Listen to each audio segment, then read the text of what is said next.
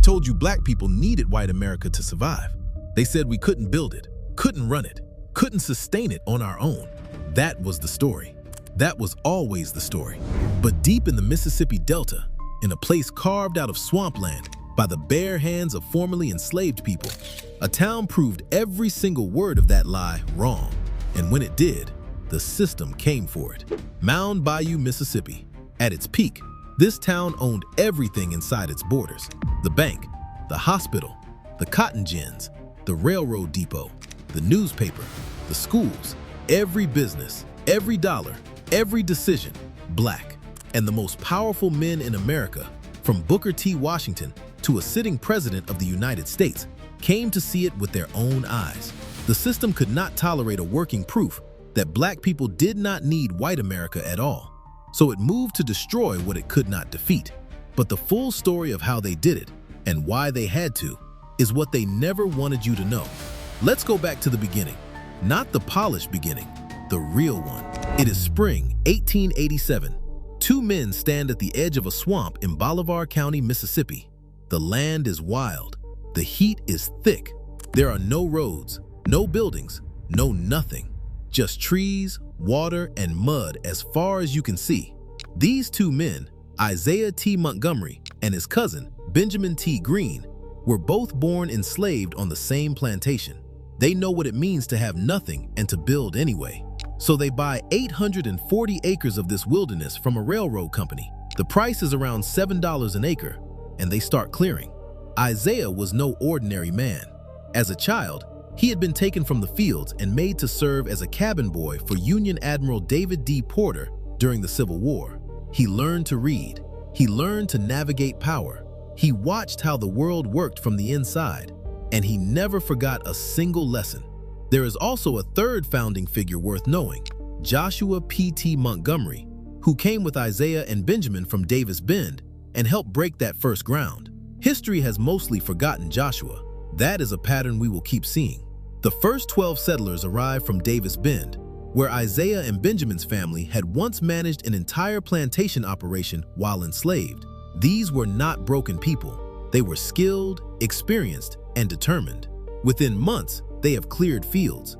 Within years, they have built a school, a church, a post office, and the word spreads. Black families from across Mississippi come. They build, they stay, they buy land. By the turn of the century, Mound Bayou is something America had never officially admitted could exist.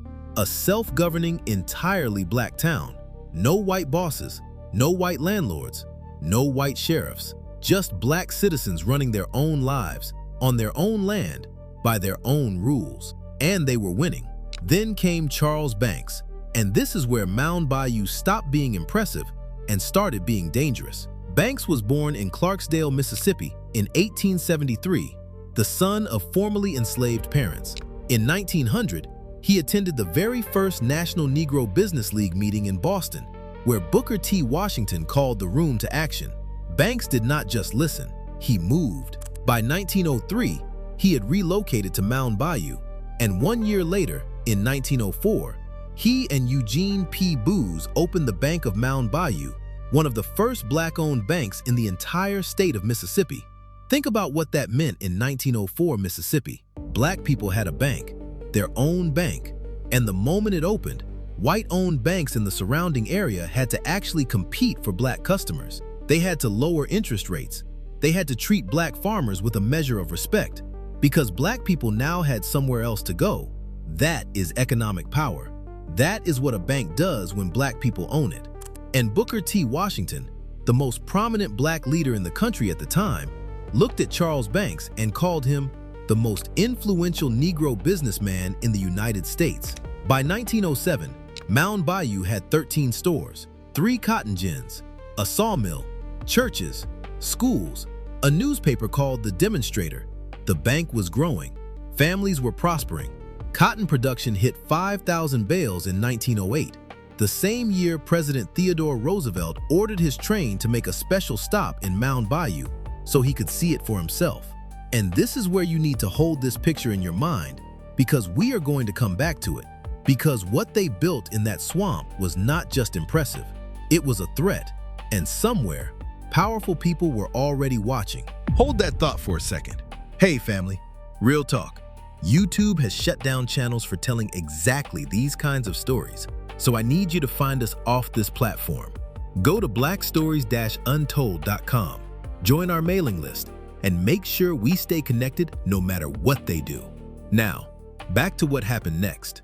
In 1907, Charles Banks stood up at a National Negro Business League meeting and announced his most ambitious project yet, a cottonseed oil mill, fully black-owned, the only one of its kind in the entire United States. He sold shares to local black families at $1 each. Ordinary people, farmers, workers, everybody bought in. The mill was capitalized at $100,000, and when it finally opened in November of 1912, Booker T. Washington gave the keynote address to a crowd of roughly 15,000 people. Washington called it the largest thing of the kind ever undertaken by Negro people, and he was right. Julius Rosenwald, the president of Sears, Roebuck and Company, purchased $25,000 in bonds to support it. The whole country was watching Mound Bayou, but the full picture of what was already happening behind the scenes is even bigger than the celebration, because while thousands cheered the oil mill opening, a white Memphis cotton broker named Benjamin B. Harvey had quietly moved in. Harvey had leased the mill, and Harvey was already planning to destroy it. He reneged on his contract. He stole money from the operation. The court battle that followed crippled the mill before it could ever reach its potential.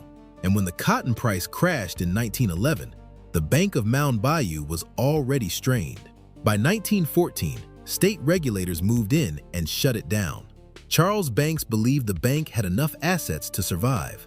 It didn't matter. The decision was made above his head. Here is what happened the moment that bank door closed. White-owned banks in surrounding areas immediately raised interest rates on black farmers.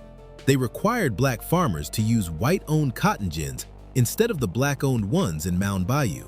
They used the power vacuum like a weapon. Every door that Mound Bayou had opened for black economic independence, they slammed shut the second they got the chance. This was not coincidence. This was the playbook, and this is where everything connects. Because what happened to Mound Bayou was not a string of bad luck. It was a system doing exactly what it was designed to do: deny credit, control the market, wait for vulnerability, then extract. Banks tried to fight back. In 1915, he opened a second bank, the Mound Bayou State Bank. He established a loan company specifically designed to stop white ownership from penetrating the town's land. But the damage was compounding.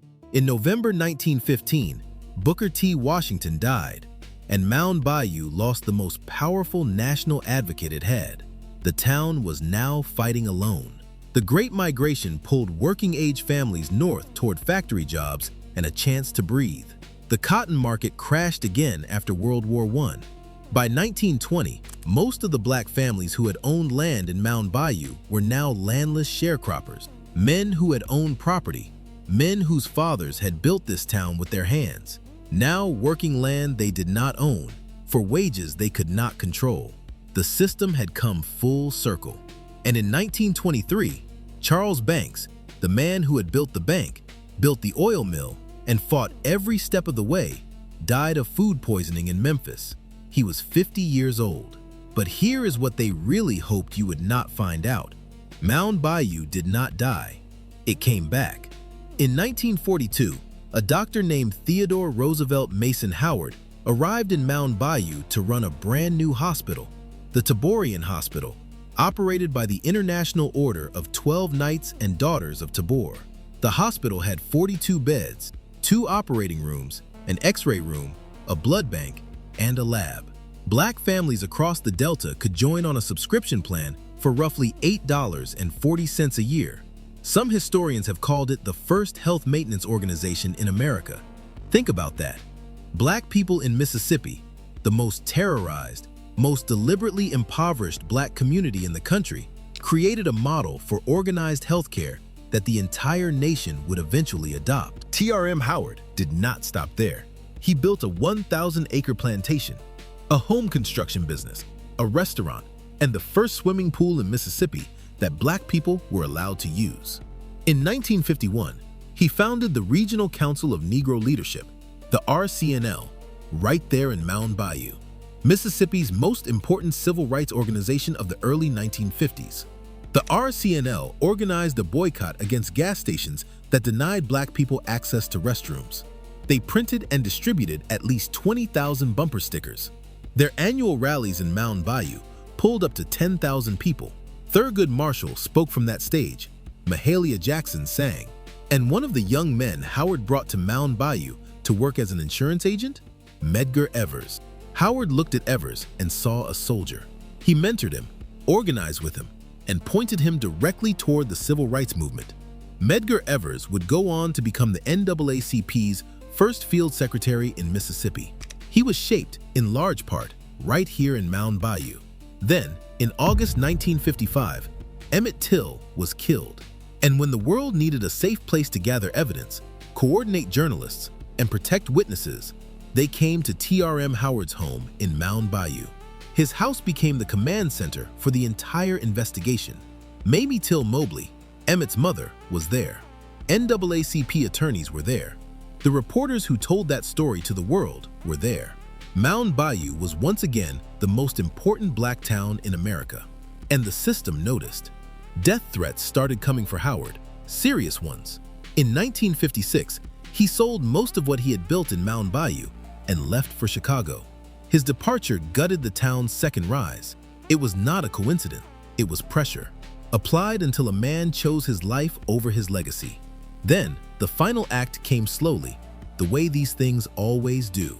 Desegregation opened the doors to white-owned businesses and gave Black consumers choices, which meant Mound Bayou lost its captive market. The farmers who had relied on Black-owned institutions now had access to integrated ones, which sounds like progress, until you realize it slowly bled Mound Bayou of its economic foundation. And in the 1980s, the federal government under the Reagan administration cut the funding that had kept the town's health facilities running. The jobs disappeared. Over half the residents fell into dependence on government assistance. The last hospital in Mound Bayou closed in 1983. In 2018, John F. Kennedy Memorial High School was shut down by order of the Mississippi Supreme Court 2 days before the school year began. Residents fought it. They filed an injunction. They lost. Today, Mound Bayou has roughly 1,400 residents. The poverty rate is around 45%. There is a gas station, a convenience store, a funeral home. The town is still almost entirely Black. It still elects Black officials, and the ground it sits on is still listed on the National Register of Historic Places. But the institutions, the bank, the hospital, the oil mill, the school, are gone. Now here is what this whole story actually reveals. And pay attention, because this is bigger than one town. Mound Bayou was not destroyed because Black people made mistakes. Every community makes mistakes. Banks made risky decisions. Montgomery made a devastating political compromise at that 1890 convention, voting to strip over 130,000 Black voters from the rolls, a decision Frederick Douglass called treason, and history has never fully forgiven. These things are real. But look at what happened every single time the town showed strength. Banks raised rates. The state stepped in and closed a bank it had no business closing. A white broker stole the oil mill. The town's greatest leader was run out under the threat of death. Federal money got cut the moment the town needed it most. A school was closed 2 days before children were supposed to walk through the door. This town was not abandoned. It was systematically prevented from maintaining what it built.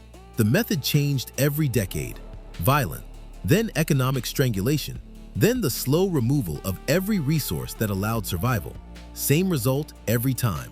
Because the thing Mound Bayou proved, that Black people could build a complete, self-sufficient society without white permission, without white oversight, without white charity, was the one thing the system absolutely could not allow to stand as a working example. That is why you never learned about this place in school. Not because it failed, because it succeeded. And because the people who controlled what you were taught understood that if you knew what Black people built in a Mississippi swamp with nothing, you might start asking very uncomfortable questions about why everything they built kept getting taken. Isaiah Montgomery carved the town out of wilderness. Charles Banks built a bank that made white-owned banks compete. T.R.M. Howard built a hospital that the nation would later call a model for modern healthcare. Medgar Evers learned his purpose here. Emmett Till's story was protected here. And for one shining stretch of American history, there was a place in the Deep South where Black people answered to no one but themselves. That is the story of Mound Bayou. And now you know it. This was Black Stories Untold. And as always, thanks for watching. If you want more stories like this, click the video on your screen now.